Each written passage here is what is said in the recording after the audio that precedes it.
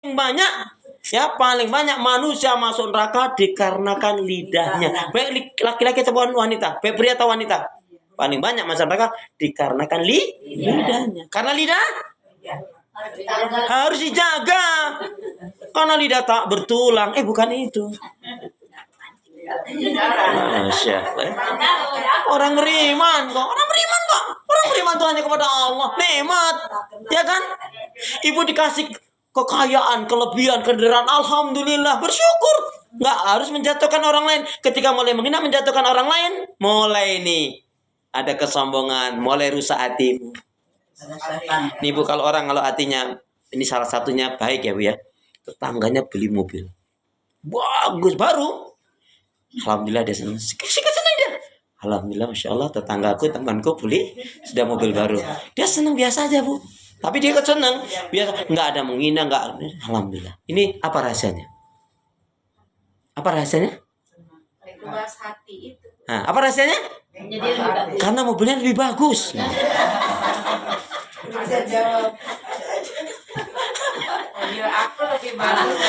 Tapi enggak mengetahui mobilku lebih bagus dari enggak, dia bersyukur mobilnya lebih bagus, enggak menjatuhkan. Ketika melihat mobil kayak gitu mesin bagus, itu jadi sombong. Tipis loh Bu. Iya kan? Ayo dong kita ngaji ini untuk berubah Bu. Iya kan? Kalau nggak gitu tiap ngaji mencerca orang lain, kamu siapa? Hati-hati loh, amal kamu kegerus dengan ucapanmu sendiri. Iya. Capek. Ibu maaf ya, kalau kita itu sudah ngaji rambut sudah bergonta-ganti berapa kali warna ganti itu. Astagfirullahaladzim. Tapi kok nggak berubah, nggak meningkat ibadahnya, akhlaknya nggak makin baik, mulutnya nggak bisa dijaga. Jangan kita ya sampai membenci orang lain Bu.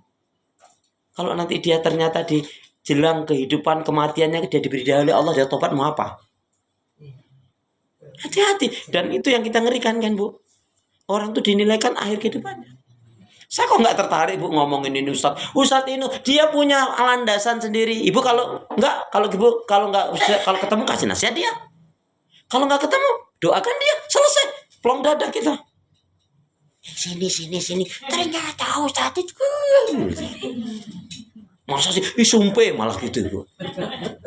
Apalagi mohon maaf, sekarang ini Bu banyak loh potongan-potongan video yang nggak lengkap, langsung diambil, cerca sana, kita bangga banget nyebarin, ini najis.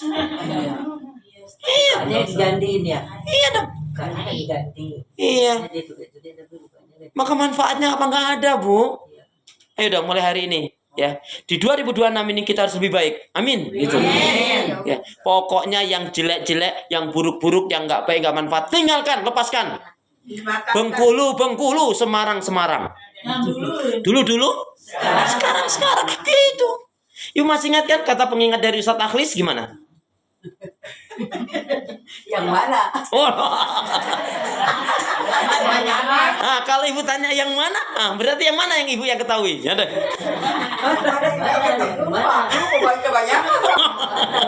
Ayo, kata pengingat dari Ustadz Akhlis. Kan sering saya ulang-ulang itu. Nah, kalau untuk Bu Asia wajar lah belum tahu ya, nggak apa-apa Bu, dimaafin Bu ya.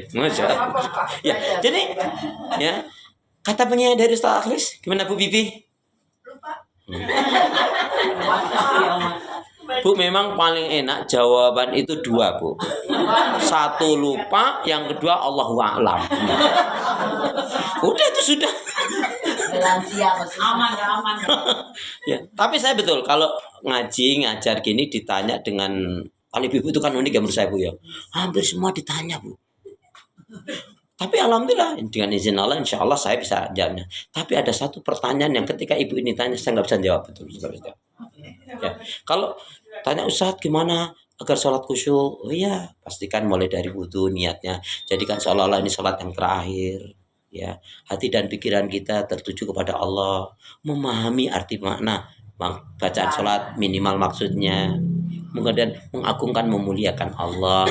Kan itu saya bisa. Ustadz gimana kalau disakiti? Ya maafkan, tinggalkan, nggak usah dipikirkan berlarut-larut. Ya, Ustadz gimana kalau tentang kematian? Sedih boleh, tapi nggak boleh berlarut-larut dalam kesedihan. Merana serananya saja, berduka sedukanya saja. Ya. Karena apa? Gak boleh kita berlari dalam kesedihan, karena akan merusak hati kita sendiri. Tapi ada satu pertanyaan ketika ditanya, saya nggak bisa jawab. Di antara pertanyaan apa? Ustadz, suami saya pergi kemana? Ya aku nggak ngerti. Lah kamu aja nggak ngerti kok gimana? Loh iya nggak Bu? Oh ibu aja nggak ngerti gimana saya ditanya?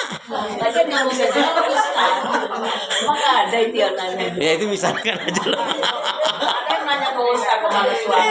Ya jadi gini Bu. Jadi ketika salah satu orang yang berilmu itu dia nggak boleh memberikan ucapan cerca cela kepada orang lain, kecuali itu jelas-jelas menyimpang.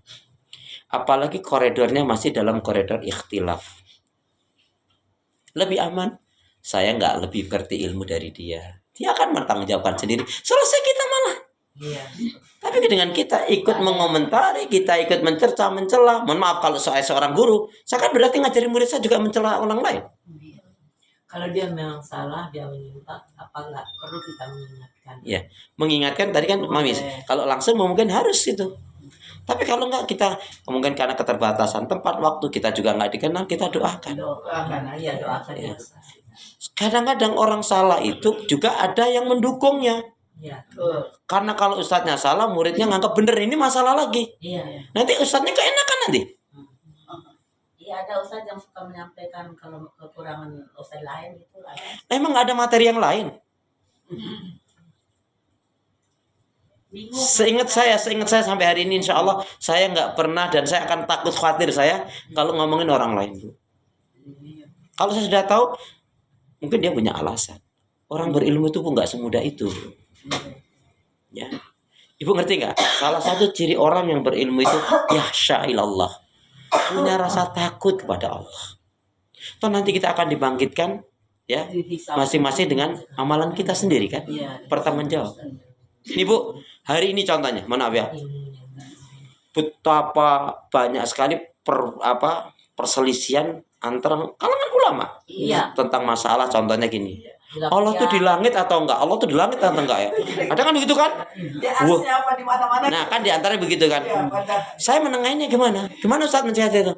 Tujuannya yang penting mereka itu mengimani Allah yang pertama. Benar nggak mengimani Allah?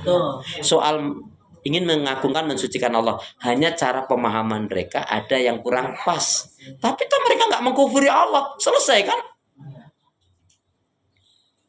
Karena memang ada nasnya, Allah alal ars. Ya sudah, Allah di langit. Jangan begini ditafsirkan macam-macam. Oh, jangan. Ya sudah, kalau Anda paham seperti itu, saya berpaham seperti ini. Selesai toh? Toh maksudnya sama mereka ini. Ingin satu jelas mereka mengimani Allah. Lain kalau mereka mengkufuri Allah. Hanya dalam pemahaman mereka ada, boleh jadi karena memang dapatnya ilmu itu. Makanya saya dalam hal seperti ini sudah yakin iman saja lah. Gak usah dipaksa-paksakan. Karena nanti ketika kita menafsirkan, memaksakan diri, akal kita yang main nanti. Ngeri kan? Apa nggak lebih ngeri? Gitu Bun ya. Jadi mestinya ayolah. Qad aflaha man zakkaha wa qad khaba. Itu pegang itu. Sungguh beruntung orang yang mensucikan jiwanya, kalbunya, hatinya. Dan rugilah orang yang mengotorinya. Ngapain Bu? Ngaji cuma satu pekan sekali. Itu aja maaf ya bagian kita tata. Nggak taunya kita rusak dengan sekatu ucapan. Kan ngeri kan? Hati-hati.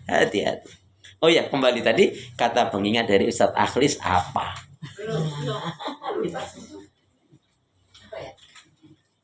Seorang muslim mukmin, seorang muslim muslimah, seorang muslim mukmin yang baik. Seorang muslim mukmin yang baik, dia harus selalu optimis, tidak pernah pesimis, tidak sinis, dan juga tidak suka memponis, apalagi ngemis najis. Itu kata Ustadz Akhlis, berarti bukan hadis.